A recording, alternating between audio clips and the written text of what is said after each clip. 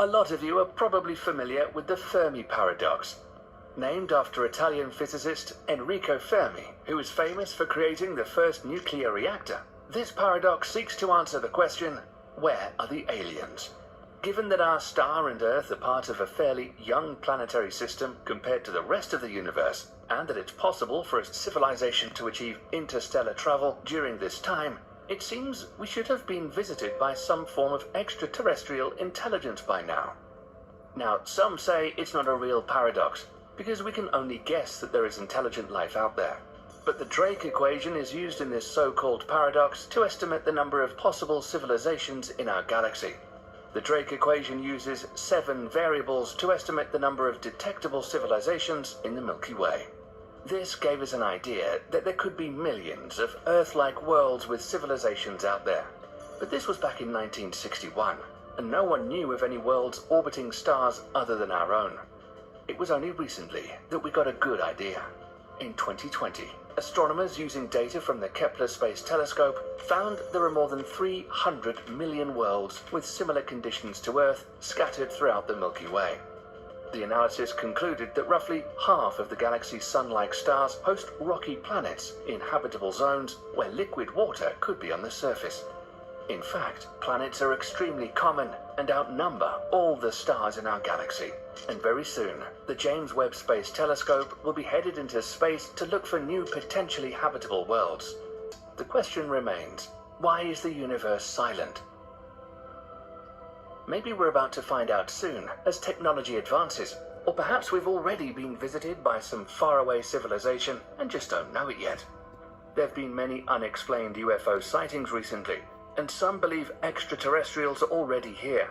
Solid proof of that would put an end to this paradox.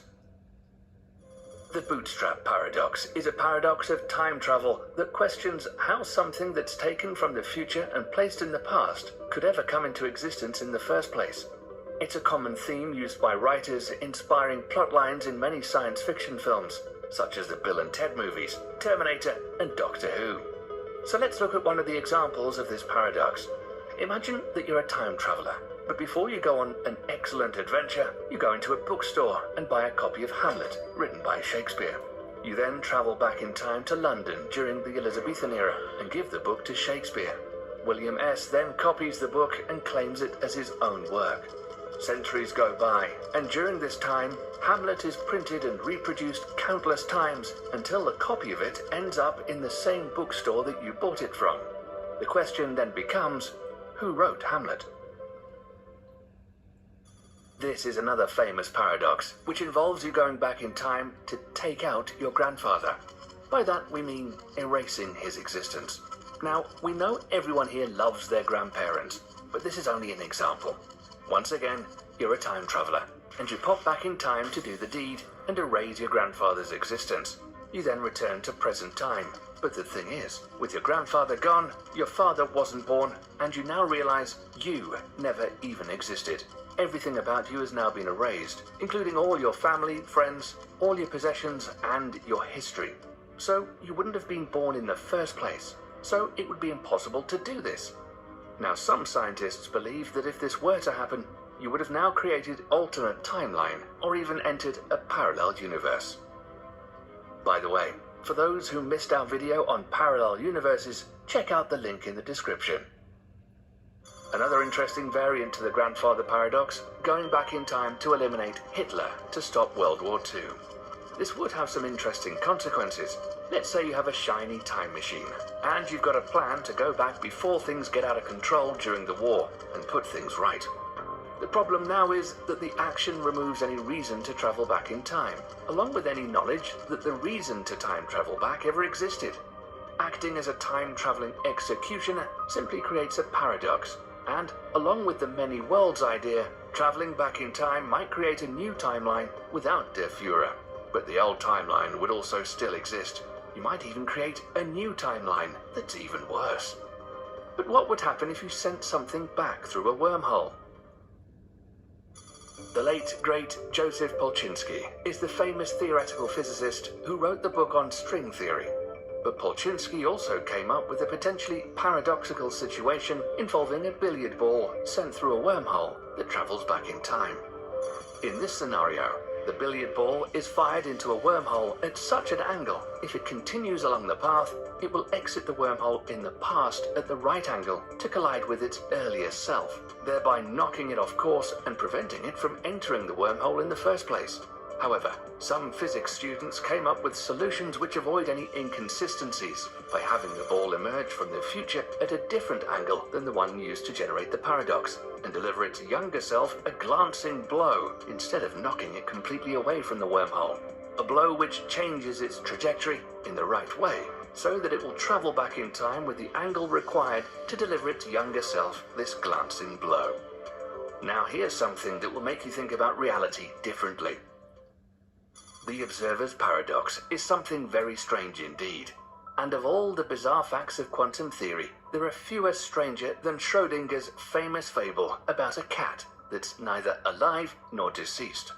For the record, this is a thought experiment only, and no animals have ever been harmed. The paradox describes a cat that's locked inside of a windowless box, along with some radioactive material, a Geiger counter, a hammer, and a container of deadly poison. The radioactive material has a 50% chance to decay. If the Geiger counter records an emitted radioactive particle, it then triggers a hammer that smashes a vial of poison that will be fatal to the cat. However, you would not know if the cat was alive or deceased until you opened the box.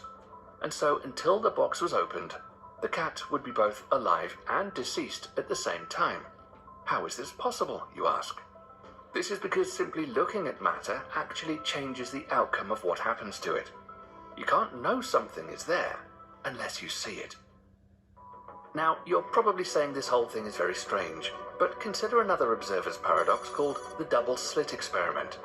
This is the most famous physics experiment of all time. Imagine a wall with two slits in it, and then throwing tennis balls at the wall. Some of them will bounce off the wall, but some of them will travel through the slits. If there is a wall behind the first one with slits, some of the tennis balls that made it through will hit it. Now, if you mark where the tennis balls hit the second wall, you should expect to see two strips of marks, roughly the same size as the slits. Sounds pretty straightforward. But in the double slit experiment, something awfully strange happens when you shine a light through the slits. Light isn't just a wave, it's also a particle called a photon. Now, if you shoot a single photon at the double slits, it forms an interference pattern on the back wall, as if it's interfering with itself. It's like the photon went through both slits at the same time. But this is where it gets stranger. Simply by looking at the double slit experiment, the behavior of the photons changes, as if the photons are alive and know you're watching them. We know this because if the experimenter tries to find out which slit the photon is going through, the interference pattern doesn't show up at all. The bottom line is that observing a photon can change events that have already happened. How is that possible? No one's figured it out yet.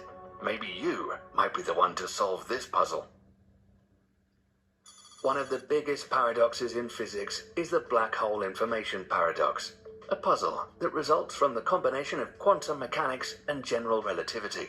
Calculations show that physical information could permanently disappear into a black hole, allowing physical states to devolve into the same state. But this is controversial because quantum mechanics states that information can never be destroyed. Let's say you burned two different letters written on paper. Putting them back together from ash would be nearly impossible, but not entirely. The small differences in smoke temperature and the amount of ash would still retain information about the two different letters. The problem with black holes is they suck things up and then, over a very, very long time, radiate what they've swallowed back out in the form of Hawking radiation. Unfortunately, unlike the smoke, temperature, and ash from burning a letter, Hawking radiation contains no information about what the black hole ate. This is because all Hawking radiation is the same, which implies that black holes destroy information about the universe. So, do evaporating black holes really destroy information, or does information escape as the black hole evaporates?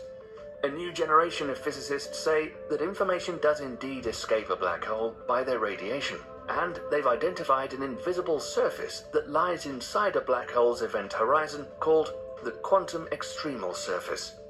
This surface appears to encode the amount of information that's radiated away from the black hole, evolving over the black hole's lifetime exactly as expected if information escapes.